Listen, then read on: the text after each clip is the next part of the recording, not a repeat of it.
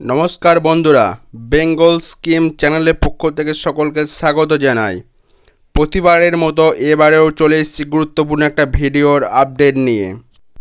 আজকে যে বিষয় নিয়ে আলোচনা করব সেটা হচ্ছে কন্যাশ্রী K2 2023-24 সালে কোন কোন কন্যার টাকা পেয়েছেন, কাদের টাকা ছেড়েছে, জন্ম তারিখ অনুযায়ী কাদের টাকা আগে ঢুকছে, কোন জেলার টাকা আগে ঢুকবে, তার সঙ্গে বলে রাখি স্ট্যাটাসে কী কী পরিবর্তন হলে আপনারা এই টাকাটা পাবেন, সেই সমস্ত বিষয় নিয়ে আজকে এই ভিডিওতে আলোচনা করব। তাই ভিডিওটিকে স্কিপ না করে পুরোপুরি দেখে যান। ভিডিওটি বিস্তারিত দেখার আগে একটা ছোট্ট রিকোয়েস্ট, যে সমস্ত বন্ধুরা আমার চ্যানেলে নতুন প্রথম দেখছেন তারা অবশ্যই আমার চ্যানেলটিকে সাবস্ক্রাইব করে দেবেন এবং পাশে থাকা বেল নোটিফিকেশানটি অন করে অল নোটিফিকেশানটি অন করে রাখবেন।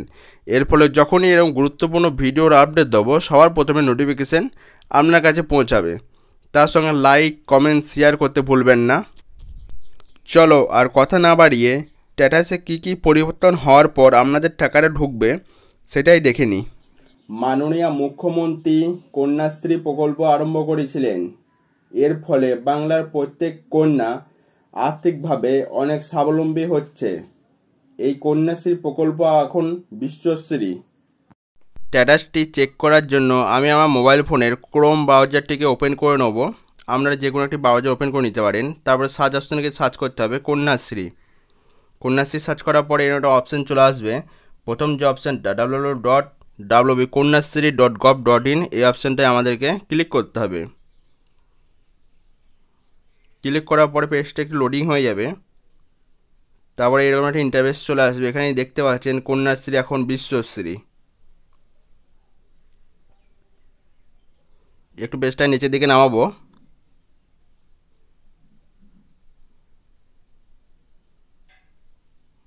নামানোর পরেই দেখছেন এই যে টেক অ্যাপ্লিকেশন, এখানটায় আমাদেরকে ক্লিক করতে হবে।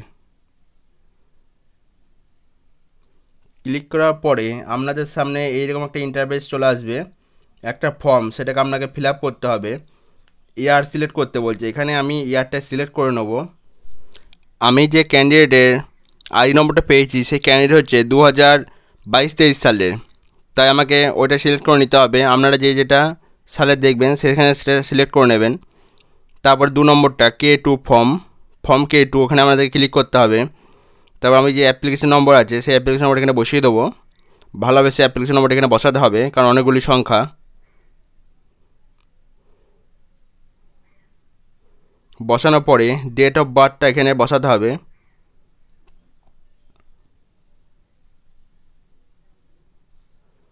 ডেট অফ বার্থ বসানোর পরে এখানে যে ক্যাপচা কোড আছে সেই ক্যাপচা কোডটা যেমনভাবে বলেছে সেইভাবে আমাদেরকে এখানে সঠিকভাবে লিখতে হবে। লেখার পর সাবমিট করতে হবে। সাবমিট করার পর আবার আমাদের পেজটা দেখবেন চলে আসবে।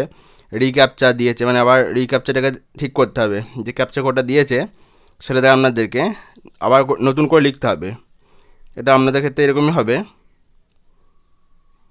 ক্যাপচা কোডটা ভালো করে লেখার পরে ওই যে সবুজ রঙের যে সাবমিট বটন দেখছেন ওখানটায় আপনাদেরকে ক্লিক করে নিতে হবে। ক্লিক করার পরে এরকম একটা ইন্টারফেস আপনাদের সামনে চলে আসবে। এখানে আপনারা দেখছেন যে একটা পুরো ডিটেলস এখানে খুলে গেছে ক্যান্ডিডেটের। এখানে অ্যাপ্লিকেশান আইডি, নাম, বাবার নাম, তারপরে অ্যাকাউন্ট নম্বর। আপনি যদি ভুলে যান যে কোন অ্যাকাউন্টে আপনার টাকা ঢুকবে তাহলে এখান থেকে আপনারা অ্যাকাউন্ট নম্বরটা চেক করে নিতে পারেন। তারপরে দেখছেন এখানে 14টা নোটিফিকেশান আপনাদের সামনে দেওয়া আছে। 12 নম্বর যে নোটিফিকেশানটা ওখানে দেখছেন আপলোডেড বাই ইনস্টিটিউট, মানে আপনার স্কুল থেকে এটাকে পাস করে দেওয়া হয়েছে, তাই পাশে রাইট চিহ্ন দেওয়া আছে। মানে 12 নম্বরটা আপনার কমপ্লিট। এবার তারপরে থাকছে আপনার 2 নম্বর যে স্টেপটা, forward to BDO/SDO form verification. আর BDO এবং SDO থেকে কিন্তু ভেরিফিকেশান করে দিয়েছে, ওই জন্য আপনার রাইট হয়ে আছে। তারপরে যেটা থাকছে আপনার 5 নম্বর, আপনারা যেটা দেখছেন 5 নম্বরে স্যাংশন ফাইনালাইজড রাইট, মানে আপনাদের টাকা ঢোকার অপেক্ষায়, মানে সমস্ত কিছু টিপস আপনাদের কমপ্লিট হয়ে আছে। আপনাদের টাকা দেখবেন কিছুদিনের মধ্যেই আমাদের ব্যাঙ্ক অ্যাকাউন্টে ঢুকে যাবে।